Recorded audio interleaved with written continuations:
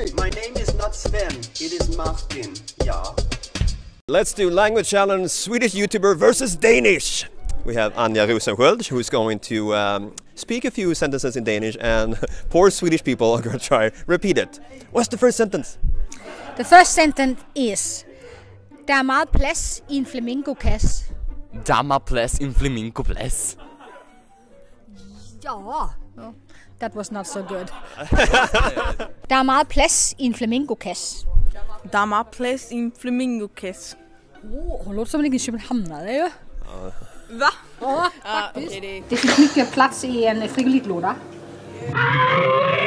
Jaha, det är det du betyder? Flamingokasse? Nej. Jaha. Flamingo, det är frigolit.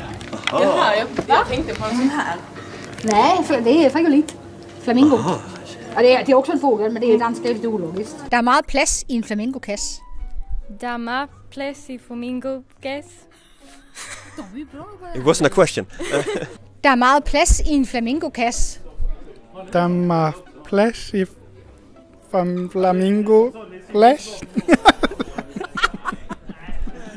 Der er meget plads i en flamingokasse. Der er meget plads i en flamingokasse. Der er meget plads i en flamingokasse. Der er meget plads i en flamingokasse. Der er meget plads i en flamingokasse. Der er meget plads i en flamingokasse. Ja, okay. Giv mig et slag på tasken. Giv mig slag på tasken. Giv mig et slag på tasken. Giv mig slag på tasken. Det der lät som så typ slår mig.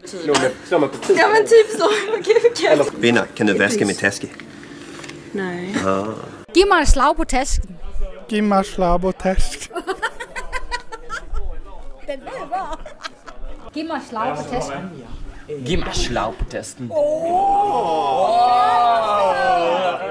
Thank you, I mean, I'm just myself. Giv mig et slag på tasken. Giv mig slag på tasken.